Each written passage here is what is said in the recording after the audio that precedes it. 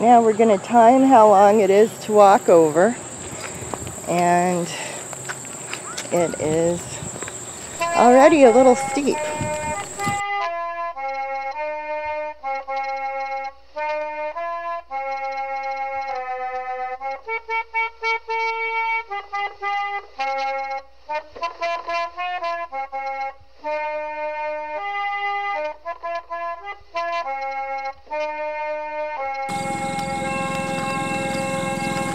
That's cheating, isn't it? That's cheating, isn't it? Yeah.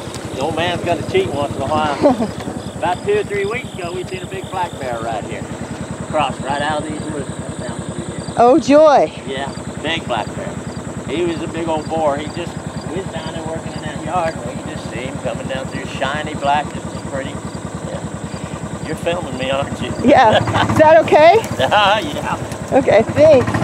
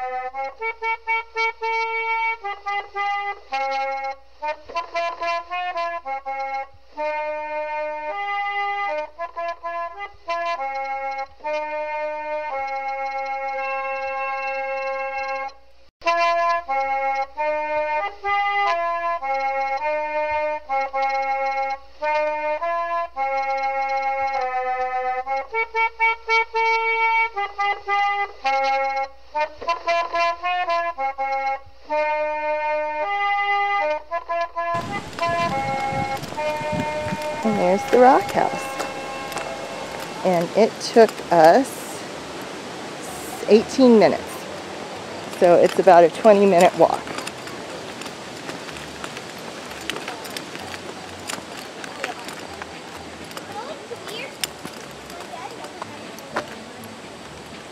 If you can handle uneven ground, I think my helpful hint is going to be walk up this way and meet the paved grass, because really it's such a nicer slope.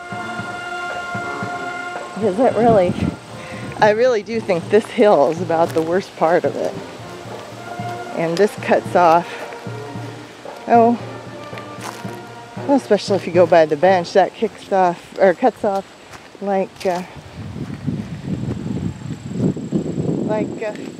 well, a good chunk of the hill. Maybe half of it. So I'm a part of the Anderson family, and we're from Springfield, Missouri, and I went to walk over here because I've never done the walk, and it's a very beautiful scenery. And do you love Wilder Days? Yes, Wilder Days is one of my favorite days so far, and I like the houses and going to get the tour. It's very educational and fun to go look at all the stuff that they had back then.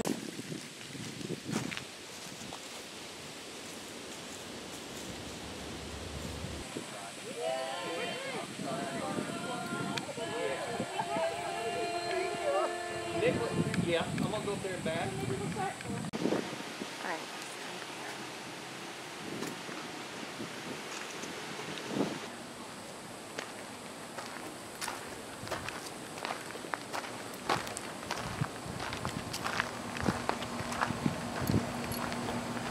And that's their garage. And that's the path over to Rocky Ridge that was copied and laid out by a board member saying, if I was a 60-year-old woman, which way would I go? We know there was a path in between because they talk about going over the ridge.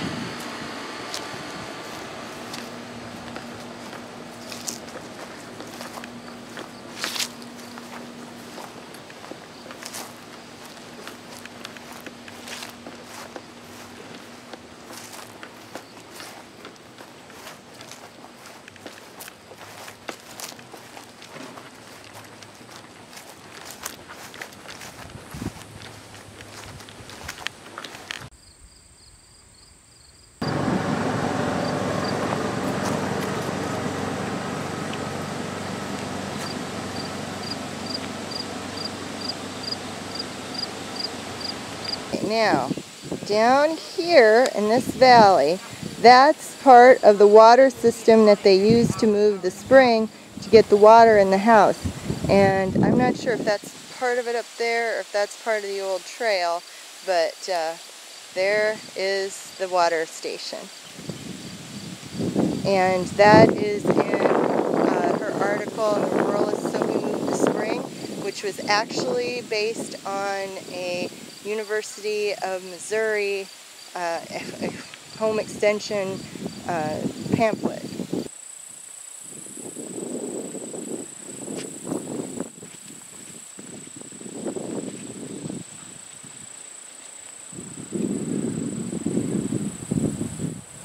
The thing about this fiddle, everybody wants to know how much did Pa pay for it and things like that.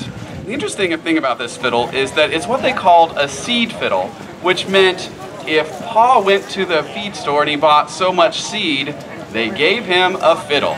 So that's how much he apparently paid for this fiddle. He bought seed. And that was a thing that they did back then, just a promotional thing. So it's never been like a top of the line fiddle, but it's a good old fiddle. That's what I would say. And so I'm going to try to play for you some of the songs that Laura wrote about him playing, and then maybe some songs that I just think of to fill in that you know, as a fiddle player who also loves Laura's books, I'm always reading and thinking, what kind of a fiddle player was Pa? Because you've probably heard a lot of different types of fiddle music just here today in the contest. And I'll just tell you that what I play is usually traditional Ozark-style fiddle. Now, Pa played in Wisconsin, so that's probably not exactly the same, but a lot of the tunes are the same. So, anyway, I'll start with one that Laura wrote about. It seems to be that the place where she wrote the most about fiddle tunes that, like, I would identify with was in Little House in the Big Woods, of course, Grandpa's Dance. And so this one is called Arkansas Traveler, and this is a very common fiddle tune that you could hear played pretty much in any part of the country. I'm gonna adjust the mic a little bit.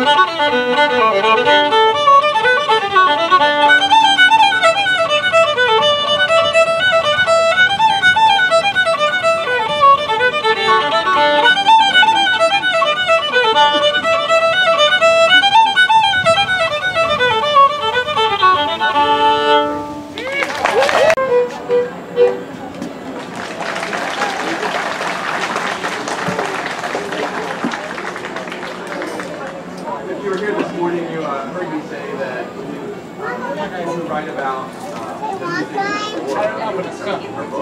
Hi, I'm Mary Wise, and I'm from the Hudson Valley in New York. And this is my second area in Melora. I've been to Malone, New York to see Almanzo's house. And this has been a dream of me and my mom to come since I'm about 10, to come to Mansfield. And finally, 40 years later, we're here, and it's been much better than I ever imagined. Loved every minute of it. So to get to all the locations, and it's been really nice, and Sarah's been super, and I've learned a lot from her. So thanks so much. Great to be a part of this. And bless this wonderful stand for having iced tea, brewed iced tea. Remember, brighten the corner where you are. I hope you're enjoying coming along on this trip with me, and that you'll remember to check out all the other videos from this trip or any of the others. Check back on this video channel to find videos not only for the trip, but for all sorts of different things, including In the Kitchen with Laura and Trundlebed Trails. Then look for us all around the web under Trundlebed Tales, on our blog on WordPress, on our podcast on Blog Talk Radio, on Facebook, on Twitter, and on Instagram. And no matter where you find us, remember to click the bell, honk the horn, and subscribe. Wilder Days is one of my favorite days so far, and I like the houses and going to get the tour. It's very educational and fun to go look at all the stuff that they had back then.